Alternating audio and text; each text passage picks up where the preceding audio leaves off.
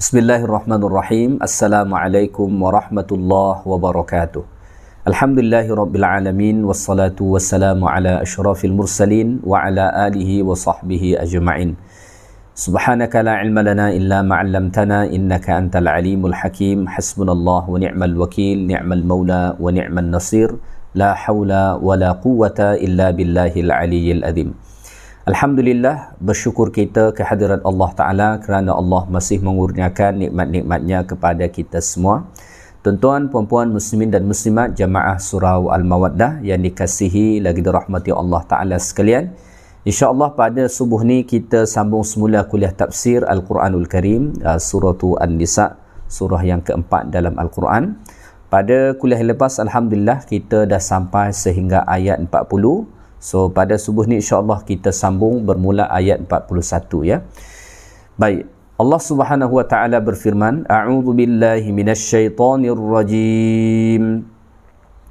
Fakaifa idza ji'na min kulli ummatin bi syahidin wa ji'na bika 'ala haula'i syahida. Yang bermaksud, maka bagaimanakah keadaan orang-orang kafir pada hari akhirat kelak apabila kami datangkan dari tiap-tiap umat seorang saksi, iaitulah Rasul mereka sendiri, dan kami juga datangkan engkau wahai Muhammad sebagai saksi terhadap umatmu ini, kata Allah Ta'ala. Baik, pada ayat ini Allah Ta'ala mengatakan fakaifa idza ji'na min kulli ummatin bi syahid, ai fa kaifa yakunu halun nas yaumil qiyamah. Macam manalah nanti agaknya keadaan manusia yang tak beriman itu pada hari kiamat. Ya. Idza jaa Allahu min kulli ummatin bi rasuliha, apabila nanti Allah Taala mendatangkan kepada setiap umat itu rasul mereka. Allah Ta'ala telah mengutus seorang Rasul kepada setiap umat manusia yang pernah ada di atas muka bumi ini. Allah mengatakan di dalam Al-Quran, وَلَقَدَ بَعَثْنَا فِي كُلِّ أُمَّةٍ رَسُولًا. Sesungguhnya kami telah mengutus kepada setiap umat itu ada seorang Rasul.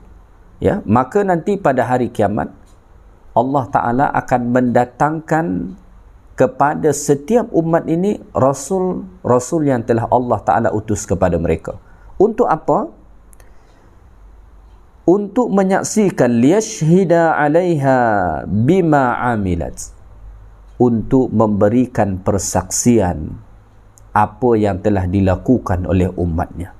Maka umat yang kafir, umat yang kufur, umat yang menentang Rasul, maka nanti Rasul mereka akan datang memberikan persaksian pada ketika itu bahawa dahulu mereka ingkar terhadap dakwah yang disampaikan.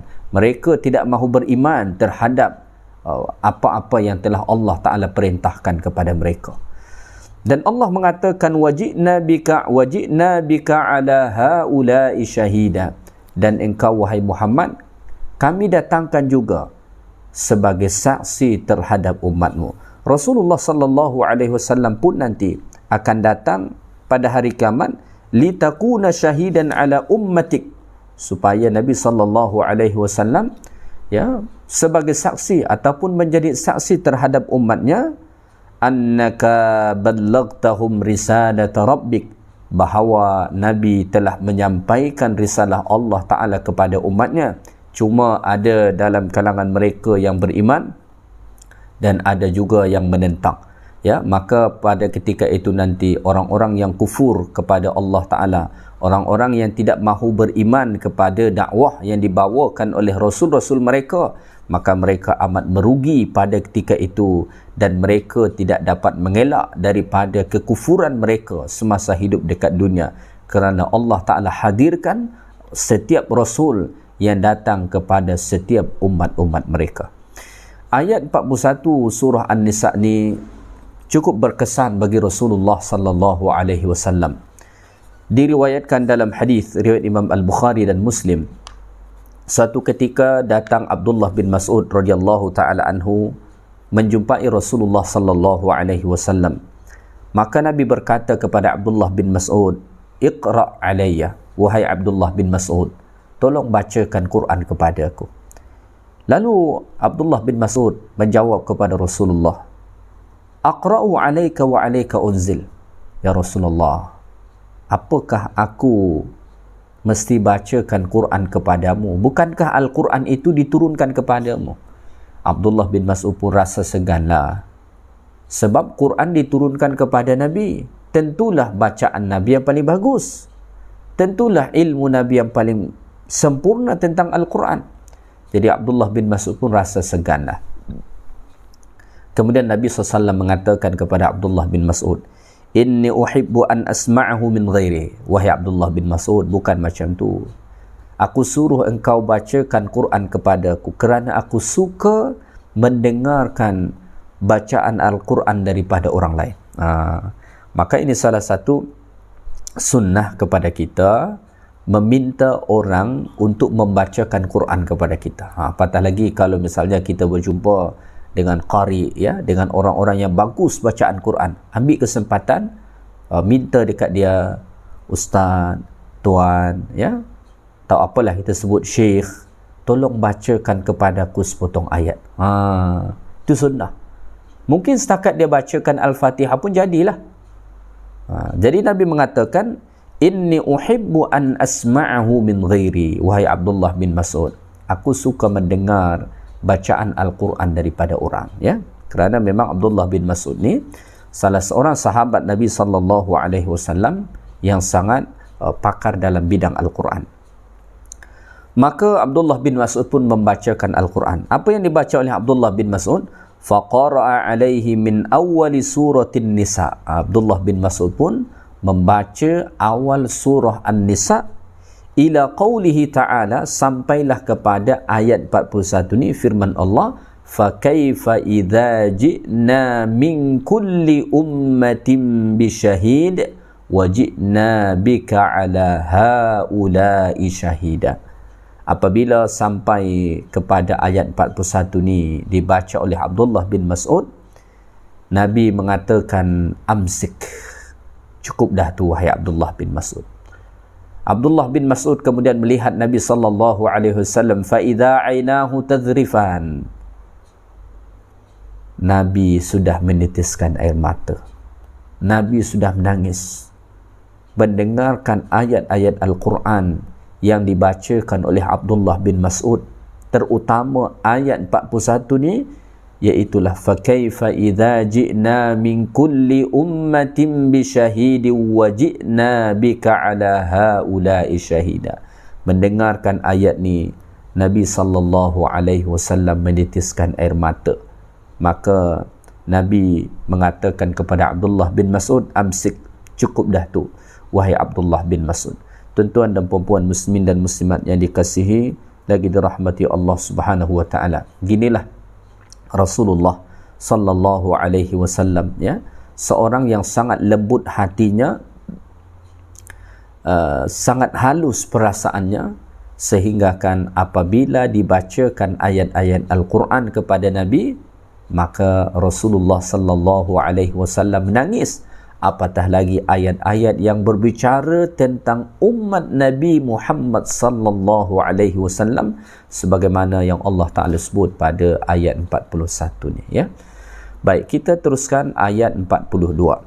Ayat 42 Allah Taala berfirman, yauma idzin yawaddu alladhina kafaru wa 'asawur rasul law tusawwa bihimul ardu wala yaktumuna Allah haditha.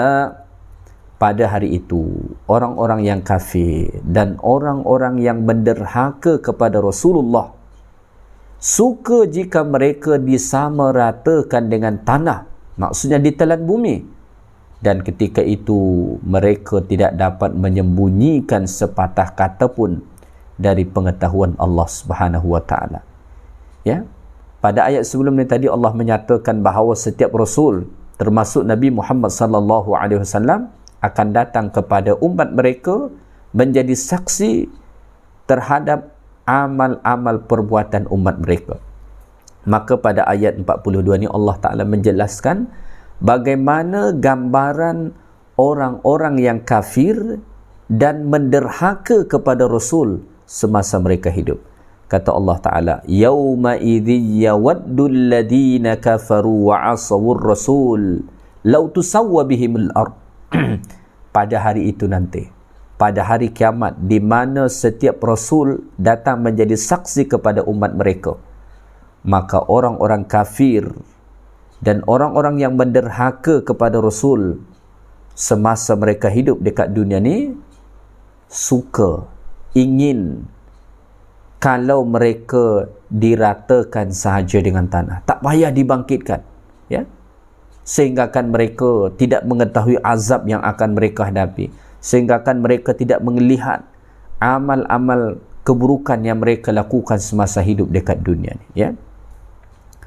Maka daripada ayat ni kita dapat belajar, ya, bagaimana mereka begitu menyesal pada hari itu, ya. Jadi mereka ingin diratakan sahaja dengan tanah. Kata para ulama tafsir ialah ini keinginan mereka ini saat mereka melihat haiwan-haiwan itu diratakan Allah Ta'ala dengan tanah. Haiwan-haiwan nanti termasuk dibangkitkan dan akan diberlakukan kepada mereka hukum qisas. Maka Nabi mengatakan seandainya semasa hidup dekat dunia ni ada kambing yang ada tanduk, dia tanduk kambing yang tak ada tanduk, maka di akhirat nanti akan diberlakukan hukum qisas. Kambing yang ditanduk dekat dunia ni, yang dia tak ada tanduk tu, nanti Allah akan bagi kepada dia tanduk, kemudian dia akan tanduk balik kambing yang menanduk dia semasa hidup dekat dunia. Akan dikembalikan, berlaku hukum qisas. Tetapi bagi mereka, bagi haiwan-haiwan tu tak ada syurga dan neraka. Selepas dilakukan hukum qisas terhadap mereka, maka mereka diratakan Allah kembali menjadi tanah. Maka saat itulah ketika mana orang-orang kafir dan orang-orang yang menderhaka kepada Rasulullah sallallahu alaihi wasallam semasa hidup, mereka ingin supaya diratakan sahaja dengan tanah. Sama halnya dengan firman Allah dalam surah An-Naba.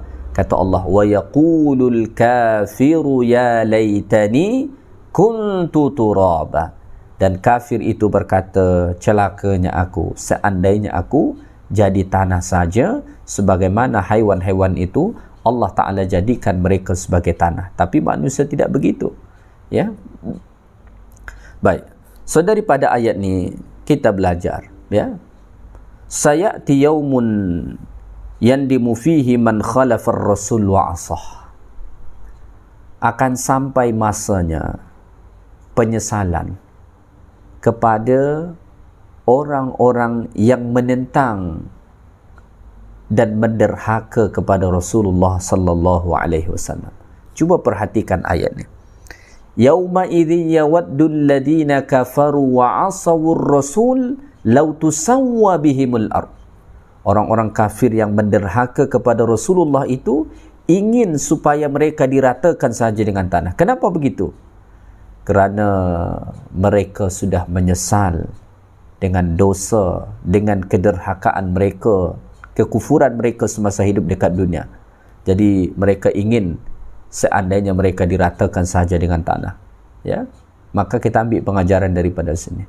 Orang-orang yang menderhaka kepada Rasul, orang-orang yang tidak mahu mengikut sunnah Nabi alaihi salatu wassalam, akan sampai nanti masanya mereka menyesal. So oleh kerana itu, fahris ala tiba'i hatta la takuna minan nadimin. So oleh kerana itu, selagi mana kita hidup dekat dunia ni, bersungguh-sungguhlah mengikuti sunnah-sunnah Nabi alaihi salatu wassalam, mengamalkan sunnah-sunnah Nabi alaihi salatu wassalam, sehinggakan kita nanti tidak termasuk dalam kalangan orang-orang yang menyesal kerana menderhaka, kerana tidak mengikut Rasul yang telah diutus Allah Subhanahu wa taala kepada kita, ya. Maka bersungguh-sungguhlah kita untuk mengikuti Rasul Allah Subhanahu wa taala dengan mengamalkan sunnah-sunnah Nabi kita Muhammad sallallahu alaihi wasallam, ya. Baik, kita teruskan ayat 43, ya. Ayat 43 ni ini berbicara tentang bukan lagi tentang kehidupan akhirat, ya, tetapi berbicara tentang hukum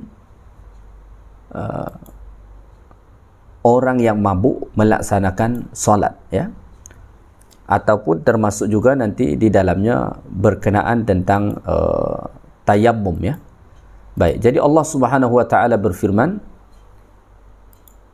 Ya ayyuhalladzina amanu la taqrabus salata wa antum sukara hatta ta'lamu ma taqulun ولا جنبا إلا عابري سبيل حتى تغتسلوا وإن كنتم مرضى أو على سفر أو جاء أحد منكم من الغائط أو لامستم النساء فلم تجدوا ماء فتيمموا صعيدا طيبا فامسحوا بوجوهكم وأيديكم إن الله كان عفوا غفورا. Baik, Allah Subhanahu wa taala berfirman pada ayat ni, Ya ayyuhalladzina amanu, wahai orang-orang yang beriman, la taqrabus salah, janganlah kamu hampiri salat, wa antum sukara, sedang kamu dalam keadaan mabuk, hingga kamu sedar dan mengetahui akan apa yang kamu katakan. Dan janganlah pula hampiri masjid sedang kamu dalam keadaan junub berhadas besar, kecuali kamu hendak melintas sahaja hingga kamu mandi bersuci. Dan jika kamu sakit atau sedang dalam musafir, atau salah seorang di antara kamu datang dari tempat buang air, atau kamu bersentuh dengan perempuan, kemudian kamu tidak mendapat air untuk mandi ataupun berwuduk, maka hendaklah kamu bertayammum dengan tanah debu yang suci, iaitu sapukanlah ke muka kamu dan kedua tangan kamu. Sesungguhnya Allah Ta'ala Maha Pemaaf lagi Maha Pengampun. Baik, tuan-tuan dan puan-puan muslimin dan muslimat yang dikasihi lagi dirahmati Allah Subhanahu wa taala, pada ayat ni Allah Ta'ala mengatakan, Ya ayyuhalladzina amanu, hai orang-orang yang beriman, la taqrabus salah, jangan kamu hampiri salat. Ya, sebahagian ulama tafsir mengatakan maksud salat dekat sini maudhi'us salah, janganlah kamu hampiri tempat salat. Ya, sebenarnya boleh ditafsir dengan kedua-dua pentafsiran itu. Hai orang-orang yang beriman, janganlah kamu hampiri tempat salat, dan janganlah kamu menghampiri solat itu sendiri. Jadi kedua-duanya tak boleh. Tempat solat dan juga solat itu sendiri. Ya. Wa antum sukara, sedangkan kamu dalam keadaan mabuk. Jadi pada masa dahulu masih boleh orang minum arak, cuma tak boleh kalau hendak melaksanakan solat. Jadi arak ni dia kan antara sesuatu yang diharamkan, tetapi pengharaman dia berperingkat. Syekh Wahab Az-Zuhaili rahimahullah menyatakan ada 4 peringkat sehinggalah kemudian arak itu diharamkan Allah Subhanahu wa taala. Dan ayat 43 ni, ini peringkat ketiga. Jadi sudah mulai dilarang, ya, tetapi masih dikhaskan untuk solat ataupun menghampiri tempat solat, ya. Di luar daripada itu masih boleh. Maka dikatakan dalam riwayat, dahulu para sahabat tu lepas isyak mereka masih minum arak, kerana lepas isyak kan lama baru ke subuh. Tapi subuh, zuhur sampai ke isyak mereka tak minum, ya. Tapi lepas isyak mereka minum, kerana isyak tu sampai ke subuh masa dia panjang. Jadi mereka boleh pulih daripada minum arak tersebut, ya. Baik, jadi Allah Ta'ala sebut pada ayat ni, ya ayyuhalladzina amanu, wahai orang-orang yang beriman, la taqrabus salata, janganlah kamu hampiri salat ataupun tempat salat. Jadi menghampiri masjid pun tak boleh. Wa antum sukara, kalau kamu mabuk, sedangkan kamu dalam keadaan mabuk, ya. Kenapa tak boleh? Apa alasan dia? Kata Allah, hatta ta'lamu ma taqulun, ya, sehingga kan kamu tahu apa yang kamu ucapkan. Jadi illat dia, sebab dia dilarang orang mabuk mendekati atau menghampiri solat atau tempat solat, kerana orang yang mabuk, dia tidak tahu apa yang dia baca, dia tidak tahu apa yang dia sebutkan, ya. Maka daripada sini kita ambil pengajaran, ya, betapa pentingnya dalam solat kita mengetahui apa yang kita baca.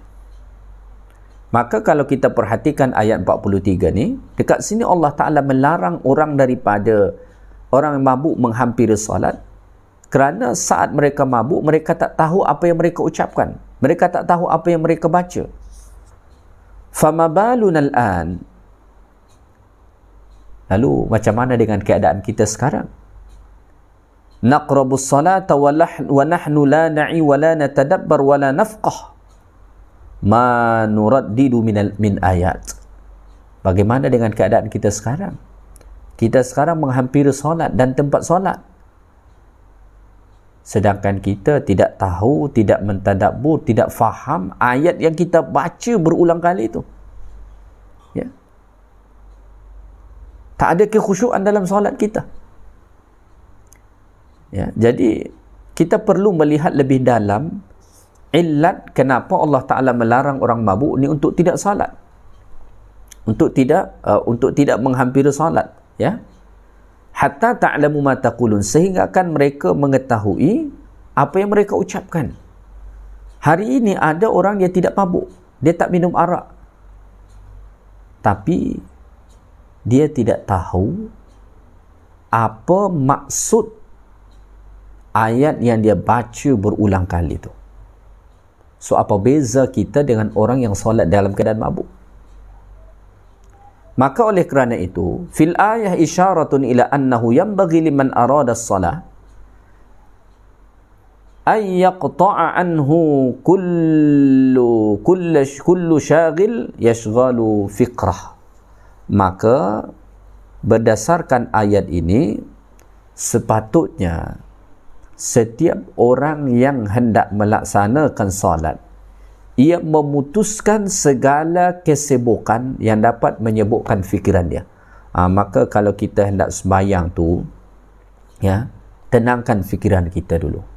Jangan nak fikir semua kesibukan kita, ya.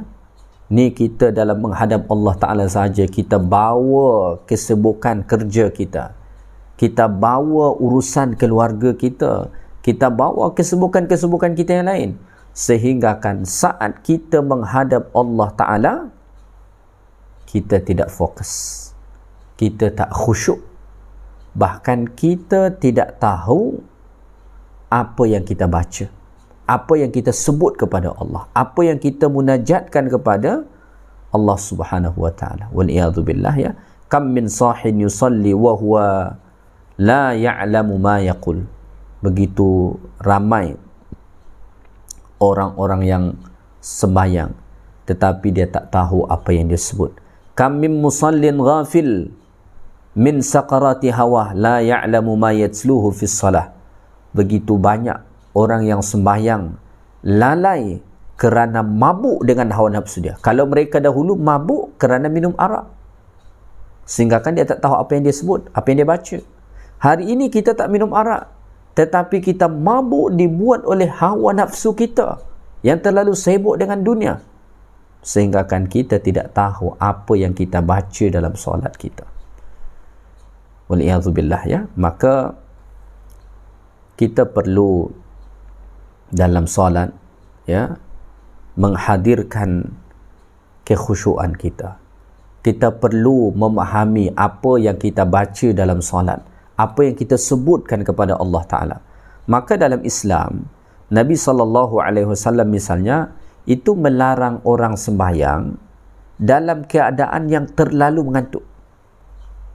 Kalau mengantuk sangat, Nabi itu menggalakkan, lagi baik kamu tidur dulu sekejap. Jangan paksakan solat. Berzikir juga macam tu. Jangan paksakan berzikir kalau engkau mengantuk sangat. Baca Quran juga macam tu. Kenapa?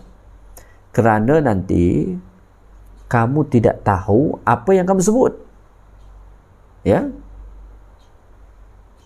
So maknanya daripada sini kita belajar, ya. Man lam ya'lam ma yaqulu fi salatih.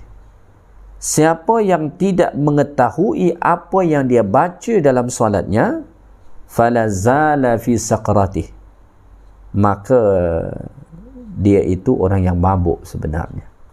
Ya. Kalau ada orang sembahyang tetapi dia tak tahu apa yang dia baca, apa yang dia sebut, apa yang dia munajatkan kepada Allah, maka sebenarnya dia itu masih dalam keadaan mabuk. Waliyadzubillah, ya. Jangan sampai kita masuk kategori orang yang mabuk dalam melaksanakan salat, ya.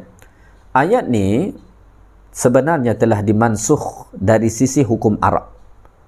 Ya. Jadi dikatakan dalam riwayat, Umar bin Khattab radhiyallahu taala anhu berdoa kepada Allah, ya Allah, tolong bagi penjelasan tentang arak ni. Sebab dalam ayat ni dikatakan jangan hampiri solat atau tempat solat sedangkan kamu mabuk. Maka dahulu mereka siang tak mabuk, lepas isyak baru mereka minum arak. Umar bin Khattab radhiyallahu taala anhu minta kepada Allah supaya diturunkan ayat yang menjelaskan tentang arak ni lebih sempurna. Maka Allah Taala pun menurunkan ayat, innamal khamru wal maisiru wal ansab wal azlamu rijsum min amali syaitan fajtanibuh, ya, yang terdapat dalam surah Al-Ma'idah. Maka sejak ayat itu diturunkan, arak haram bila-bila masa, ketika hendak salat ataupun di luar salat, bila-bila masa haram. Kalau kita lihat ayat 43 ini haram hanya kalau hendak salat saja. Maknanya di luar daripada itu boleh. Tetapi selepas turun surah Al-Ma'idah, innamal khamru wal maisir wal ansab wal azlamu rijsum min amali syaitan fajtanibuh, maka haramlah arak bila-bila masa, di mana sahaja haram untuk meminumnya, ya. Baik, kita teruskan ayat Allah Ta'ala ni.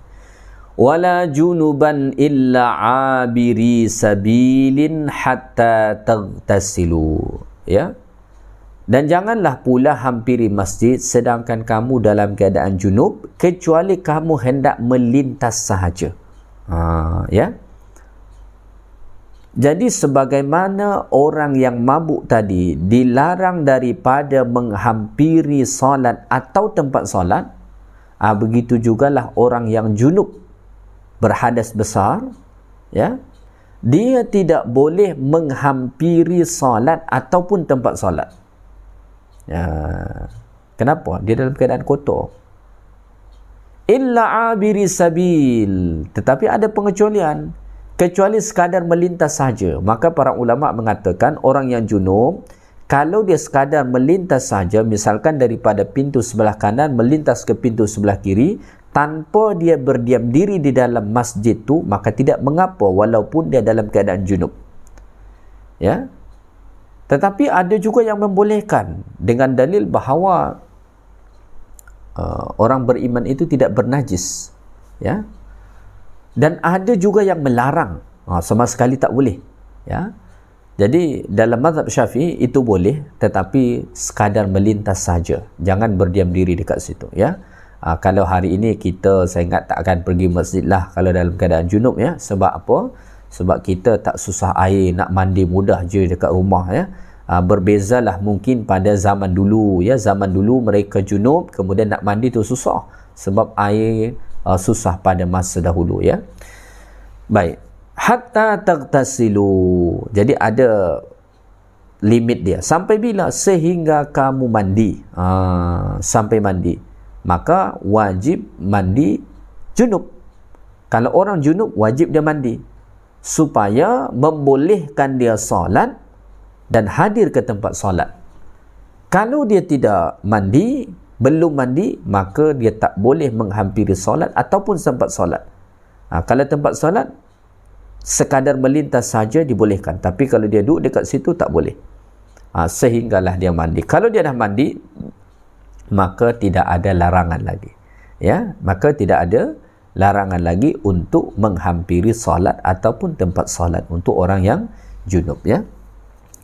Baik, kita teruskan ayat Allah Ta'ala. Kemudian Allah Ta'ala hendak menjelaskan kepada kita berkenaan tentang tayammum. Wa in kuntum marda aw ala safarin aw jaa ahadun minkum minal ghaiti aw lamastumun nisa falam tajidu ma'an fatayammamu sa'idan tayyiban. Dan jika kamu sakit, kata Allah, atau sedang dalam musafir, atau salah seorang di antara kamu datang dari tempat buang air, atau kamu bersentuh dengan perempuan, kemudian kamu tidak mendapati air untuk bersuci, maka hendaklah kamu bertayamum dengan debu yang suci. Jadi ini tentang rukhsah, keharusan bertayamum. Boleh untuk bertayamum. Ya. Ini keringanan yang Allah Ta'ala beri kepada siapa? Wa in kuntum marada. Pertama, untuk orang sakit. Orang sakit ni, dia tak boleh menggunakan air. Dia tak boleh mandi ataupun berwuduk dengan air. Kenapa? Mungkin kalau dia gunakan air tu, dia berwuduk dengan air atau dia mandi dengan air tu, maka sakit dia semakin bertambah. Ya, ada kadang-kadang penyakit dia tak boleh kena air. Kalau dia kena air, maka sakit dia semakin teruk. Maka orang-orang yang sakit macam tu, dia boleh bertayamum. Tetapi kalau orang yang sakit biasa-biasa, dia pening je, pening kepala, ya, sakit-sakit biasa, ya, maka jangan tayamum. Tetap berwuduk kalau ada air, ya. Jadi ini wa in kuntum marda, jika sakit, ini sebabnya sakit, ya. Kerana dia tidak boleh menggunakan air. Kalau dia guna air, mungkin dia sakit dia semakin teruk, bertambah dan sebagainya, ya. Aw ala safarin, atau mungkin dia kerana bermusafir, ya, atau kerana bermusafir. Aw jaa ahadum minkum minal ghaid, atau dia datang dari tempat buang air, ya, dia buang air besar, ya. Aw lamastumun nisa, atau bersentuh dengan perempuan. Aw lamastumun nisa dekat sini ada perbezaan pendapat dalam kalangan ulama. Dalam mazhab Syafi'i, aula mastumun nisa itu difahami dengan menyentuh. Maka kalau bersentuh kulit lelaki dengan perempuan yang ajnabi, bukan mahram, maka batal wuduk dan dia wajib berwuduk kembali. Manakala dalam mazhab yang lain seperti dalam mazhab Hanafi, aula mastumun nisa dekat sini itu bukan bersentuh kulit dengan kulit, tetapi ini bahasa majaz untuk menunjukkan makna bersetubuh. Maka kita jangan hairan ada ramai umat Islam yang tidak berwuduk selepas dia bersentuhan dengan perempuan. Ya, misalnya dengan isteri dia tak berwuduk.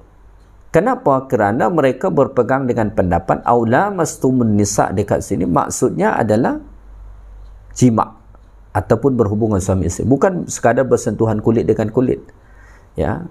Tambah lagi mereka menguatkan dengan hadis Nabi sallallahu alaihi wasallam yang mana dalam hadis Aisyah dikatakan Nabi sebelum pergi ke masjid, Nabi biasa mencium kening isteri Nabi SAW, kemudian Nabi pergi ke masjid dan Nabi tak berwuduk lagi.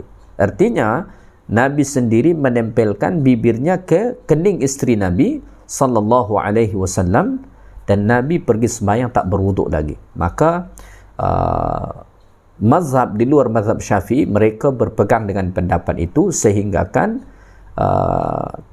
walaupun bersentuhan kulit laki dengan perempuan, dalam pandangan mereka tidak batal. Mazhab Syafi'i memandang batal kerana memahami aula mastumun nisa bersentuhan, ya. Kenapa mazhab Syafi'i macam tu?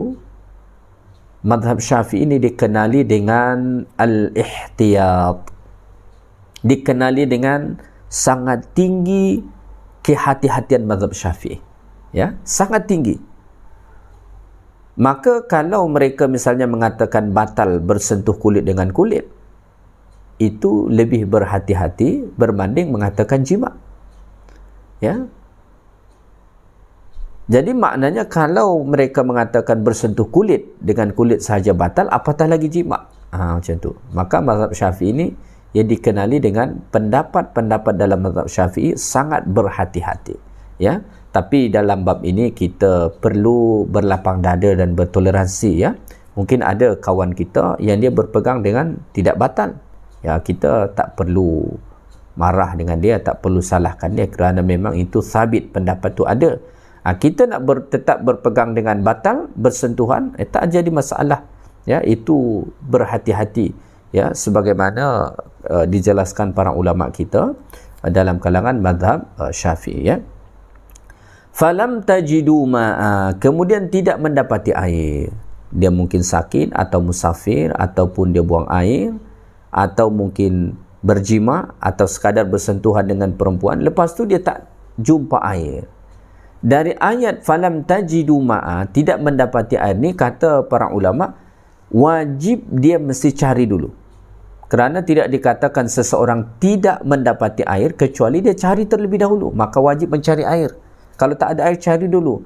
Kalau tak jumpa juga, barulah fatayammamu, boleh bertayamum. Tayamum dengan apa? Sa'idan tayyiba. Sa'idan tayyiba, dengan debu yang suci, ya. Tentang sa'idan tayyiba ni pun ada perbezaan ulama dalam memahaminya. Sa'idan tayyiba, kalau mazhab Syafi'i, bertayamum tu mesti dengan debu yang suci. Mesti dengan debu yang suci. Kalau tak ada debu, tak sah dalam mazhab Syafi'i. Maka kalau kita ikutkan pendapat Syafi'i, orang yang bertayamum di pesawat dengan sekadar menempelkan tangan dia ke kerusi pesawat ataupun dinding pesawat, itu tak sah dalam mazhab Syafi'i. Kerana dalam mazhab Syafi'i mesti dengan debu, ya, yang suci. Mazhab lain memahami sa'idan itu adalah permukaan bumi. Sehingga kan semua yang ada di atas permukaan bumi ini boleh bertayamum dengannya. Bahkan dalam mazhab Maliki dengan rumput pun boleh bertayamum. Maka jangan kita hairan kalau ada misalnya orang bertayamum, dia letak tangan dia ke dinding, mungkin ke kayu dan sebagainya. Itu kerana mereka memahami sa'idan ni semua yang ada di atas muka bumi ni, di atas permukaan bumi kan macam-macam, ada batu, ada kayu dan lain sebagainya. Dan orang-orang yang kalau mungkin kita nampak dalam pesawat bertayamum, dia tempelkan tangan dia ke kerusi pesawat ataupun ke dinding pesawat, itu mereka berpegang dengan makna sa'idan thayyibah itu sesuatu yang berada di atas permukaan bumi. Ya. Baik. Bagaimana cara bertayamum tu? Kata Allah, famsahu biwujuhikum wa aydikum. Usaplah wajah kamu dan tangan kamu. Maka para ulama jumhur mengatakan mesti wajah terlebih dahulu baru kemudian tangan. Tetapi ada tu mazhab yang lain mengatakan tak mesti begitu, tangan pun dulu tak jadi masalah. Quran membuat urutan dia, wajah dulu baru kemudian tangan. Maka dalam bertayamum dua saja anggota dia, wajah dan tangan, ya. Yang menarik dekat sini, ketika Allah Ta'ala sebut tangan, Allah hanya mengatakan wa aidikum, dan tangan kamu. Berbeza saat Allah menyebut tentang wuduk. Ketika Allah Ta'ala menyebut tentang wuduk, kata Allah, idza qumtum ila shalah faghsilu wujuhakum wa aidikum ilal marafiq. Tangan sampai siku. Ada perkataan marafiq. Tapi ketika mana Allah Ta'ala menyebut tentang tayammum, itu Allah tidak sebut marafiq, siku. Allah hanya mengatakan wa aidikum, tangan. Sebab itulah para ulama pun berbeza dalam menentukan tangan dalam bertayamum tu. Mazhab Syafi'i bertayamum tu wajib sampai ke siku. Kenapa? Dikiaskan kepada wuduk, membasuh tangan dalam berwuduk. Mazhab Syafi'i macam tu.